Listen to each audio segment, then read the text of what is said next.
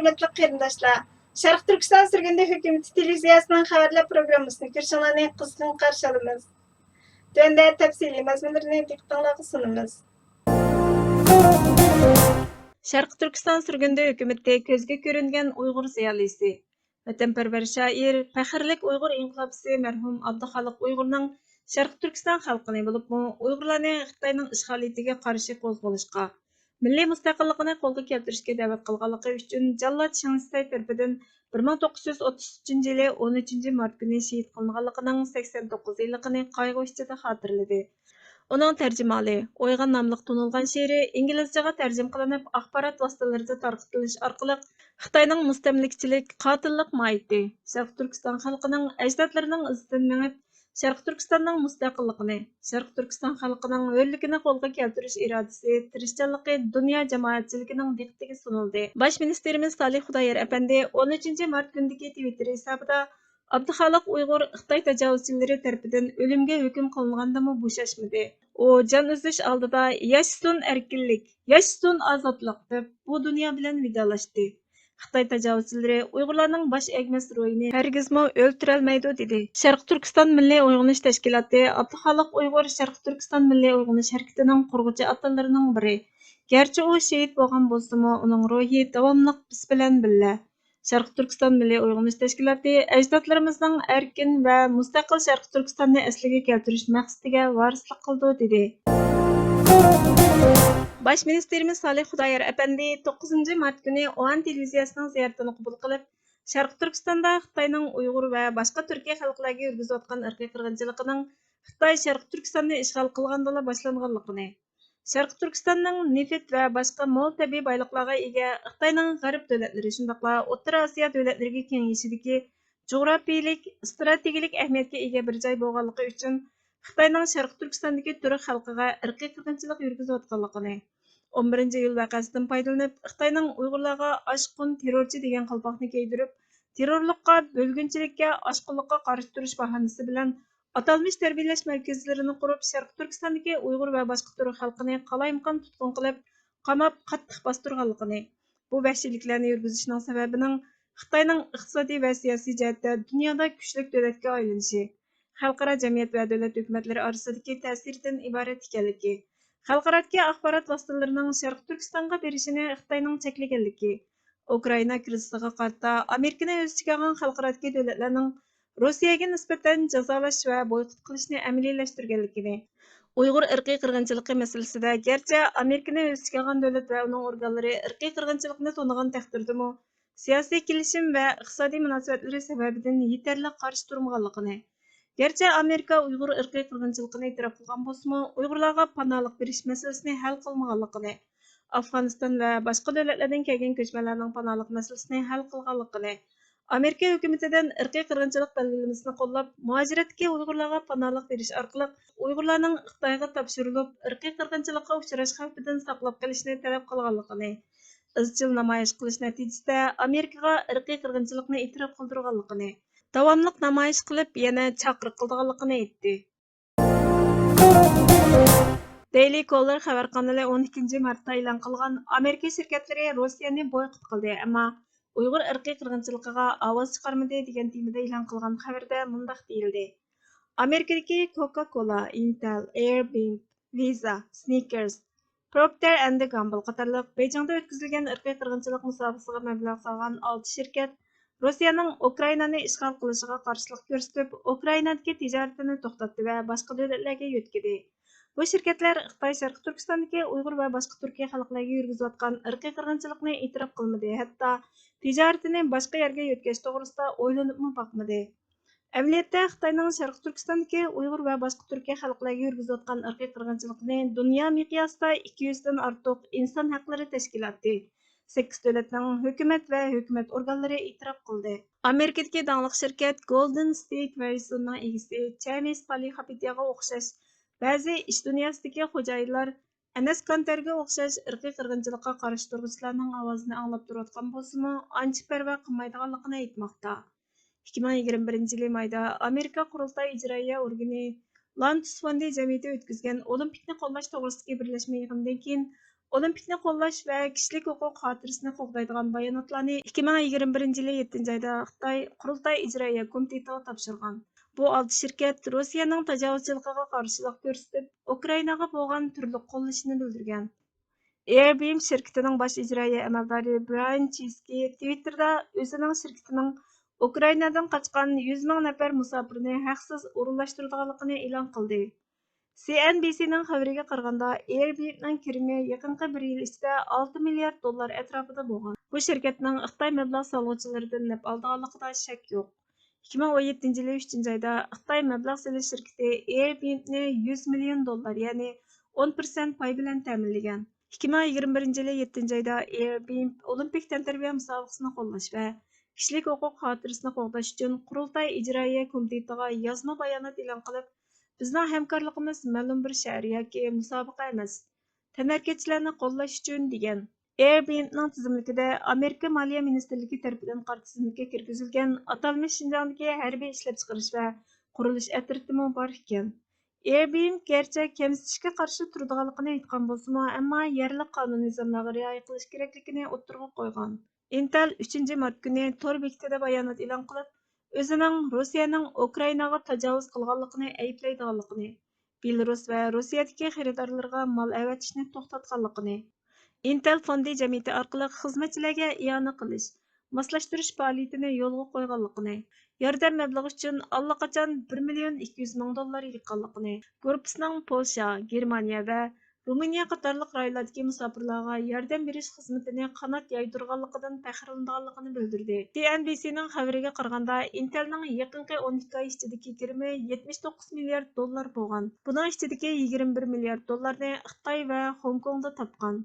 Tadvisorning xabariga qaraganda, Intelning kirimining aran 40 million dollar qismi Rossiya bozoridan kelgan. Tadqiqotchilarning tadqiqotlaridan qaraganda, Intelning Xitoyda keng ko'lamda ishlab chiqarish, tadqiqot va taraqqiyot izining borligi, hukumat va harbiy organlar bilan hamkorlik o'rnatganligi bayqaldi. Buningdan boshqa Intelning Xitoy hukumati bilan uzun yillik aloqani saqlaganligi, jumladan hukumat tadqiqotidan qaraganda apparatlarning kuzatish texnikasini taraqqiy qildirishiga yordam berganligi, Xitoyning harbiy va fuqarolarga markazlashgan kuzatishga munosabatlik shirkatlarga ergashish, mablag' silish va bu shirkatning texnikasining atalmish Shinjongdagi nazorat qilish xizmatiga singib kirish ehtimolligi bayqalgan. 2021 yili 7 oyda Intel Olimpikni qo'llash va kishilik huquq xotirasini qo'g'dash uchun Qurultay ijroiya komitetiga yozma bayonot e'lon qilib, Olimpik tantaribiya musobaqasining qo'llovchisi bo'lganligidan faxrlanganligini bildirgan.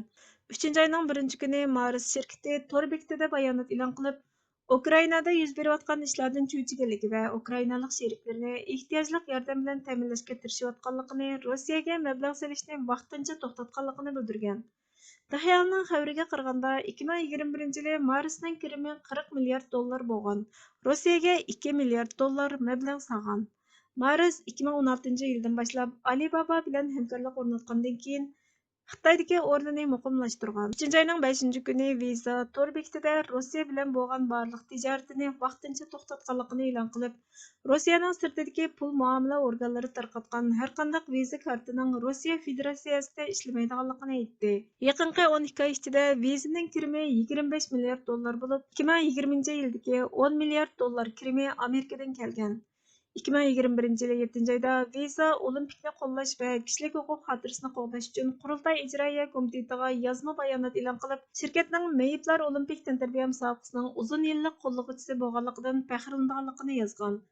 3 oyning 8 kuni Coca-Cola Rossiyadagi tijoratini to'xtatganligini jakarladi. CNBC'ning xabariga qaraganda, Coca-Cola'ning kirimi yaqinqi 12 oy ichida 38 milliard dollar bo'lib, Shimoliy Amerika Coca-Cola kirimining 34%ni, Rossiyani o'z ichiga olgan Yevropa 17%ni, Osiyo va Tinch okean 12,1%ni egallagan.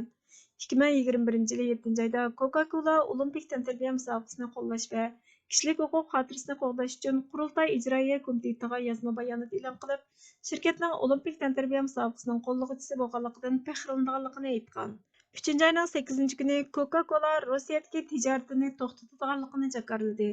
CNBC'ning xabariga qaraganda, Coca-Cola'ning kirimi yaqinqi 12 oy ichida 38 milliard dollar bo'lib, Shimoliy Amerika Coca-Cola kirimining 34,1%ni, Rossiyani o'z ichiga olgan Yevropa 17%ni, Osiyo va Tinch okean 12,1%ni egallagan. 2021 yılı 7. ayda Coca-Cola Olimpik tənərkət müsabaqasını qo'llash va kishilik huquq xotirasini qo'g'dash uchun Qurultay ijroiya komitetiga yozma bayonot e'lon qilib, shirkatning Olimpik tantarbiya musobaqasining qo'llovchisi bo'lganligidan faxrlanganligini aytgan. 3. ayning 7. kuni Procter & Gamble tor bekitida bayonot e'lon qilib, Ukrainadagi harakatini tashabbuskorlik bilan to'xtatganligini, yerli xalqni qo'g'dashga yordam beradiganligini, tarqoqlashtirish orqa saf ta'minotidan tortib Procter & Gamble ailəsini yeməklik, turalğu və mühim məhsulotlar bilan təminləşə bo'lgan barlıq yardımlarni qiladiganligini aytdi. CNBC'nin xəbəriga qaraganda, Procter & Gamble'ning kirimi yaqinqi 12 oy ichida 78 milliard dollar bo'lgan. Bunun ichida Rossiyani o'z ichiga olgan Yevropadagi kirimi 15 milliard 600 million dollar. Xitoydagi kirimi 2020 yili 6 milliard 400 million dollar bo'lgan. 2021 yılı 7. ayda Procter & Gamble Olimpik tantarbiya musobaqasini qo'llash va kishilik huquq xotirasini qo'g'dash uchun Qurultay ijroiya komitetiga yozgan bayonotida mayli qayerda mashg'ulot qilishdan qat'iy nazar kishilik huquqqa hurmat qiladiganligini, uning tijoratida boshqarishning asosi ekanligini yozgan. Xitoyning Sharq Turkistondagi qilmishlarini tilg'ama olmagan. O'limdimi battar Uyg'ur irqiy qirg'inchiligi degan kitobning yozuvchisi, Sharq Turkiston surgundi hukumatining Yevropadagi vakili Mamtimin Ali Apandi Ukraina krizisi Uyg'urlarga dunyoning ikki yuzini echinishli holda ko'rsatib berdi. Biri ko'ngil bilish, yana biri parvosizlik. Amaliyotda ikkilisi birla narsa. Bu yerda adolat, xalq va sababning farqi bilan tanlangan dedi. Sharq Turkiston surgundi hukumatining bosh ministri Salih Xudoyor apandi dunyodagi 320 dan ortiq shirkatning Ukrainaning tajovuzchiligiga qarshi turib, Rossiyadagi tijoratini oxirlashtirganligini va ya qisqartganligini, bu shirkatlarning ko'pinchasining kommunistik Xitoy hokimiyatining Sharq Turkistondagi Uyg'ur va boshqa turk xalqlariga yurgizayotgan irqiy qirg'inchiligiga qaramay, Sharq Turkistonda bevosita yoki o'rtaq tijorat qilish orqali savdo qilishni davomlashtirayotganligini, bu shirkatlarning o'zlariga uyg'un vaqtda og'izda inson haqlari uchun xizmat qiladigan, manfaati ziyonga uchrash ehtimolligi oldida Xitoyning Sharq Turkistondagi Uyg'ur va boshqa turkiy xalqlarga yurgizayotgan irqiy qirg'inchilikni ko'rmasga soladigan undaq shirkatlardan bezor bo'lganligini, korxona dunyosining inson hayotiga bo'lgan andishining rayon xarakterlik emas, balki universal ekanligini isbotlashga chaqiradiganligini aytdi. Sharq Turkiston Milliy Uyg'unish Tashkiloti Amerika shirkatlari Rossiyadagi tijoratini to'xtatadi. Sharq Turkistondagi Uyg'ur va boshqa turkiy xalqlarga yurgizayotgan irqiy qirg'inchiligiga sukut qiladi. Biz korxona dunyosini inson hayotiga bo'lgan andishining rayon xarakterlik emas, balki universal ekanligini isbotlashga chaqiriq qilamiz dedi. Vatan, Abduri Yahya. Vatan, so'lg'an ul jismingdan ko'zim namlandi. Qumluqning tushimi azobga ko'ndi. Yumulgan ko'zlar ham hech bir qadrsiz. Qabrlar shumshayib, meyitlar o'ldi. Bag'ringda qabohat uzun bir kecha. Chaylangan yaproqlar azob ilkida. Qalblar ishki taqalgan tamam. Milyon o'limga shohid jud kulbida. Ey vatan, yalangoyoq yugurib qumsang to'pangda, yalag'och suv uzib daryolaringda, daraxtlar soyisi edi tan huzur, tan qilmas edim ham salqin saroyga. Qo'riqlar chirmashgan bovam ko'kisi, yolg'onchi ko'zlarni qilmaydi hamra, qanoat to'yingan hayot yashaydi. Ölümmu behuzur idi bağrında. Yaşlangan qalblar mudhiş bir köy. Kömüldi qabrsiz qumluqlarınga. Yığlanğu közlərinin bitməz bayani. Oxşaydı qan oxşub turgan bulaqqa. Vatanim azğulluq ko'chalarida. Shumshaygan ruhimga kular insanlar. Momamning yaşlangan tashna ko'zlari, balkim u yegona umidsiz qolar. Saqlag'in deyishdan tilim kuyidi, kechirgin deyim yo'q sana men asla. Qon bilan poklayman ma'sum bag'ringni, erkakdek o'limni nisb qil manga. Hörmətli görürmənlər, xəbərlərimizni köngün alaq üçün köp rəhmət. Kelər qitimki programımız görüşkücə Allah'a amanet bolğaysızlar.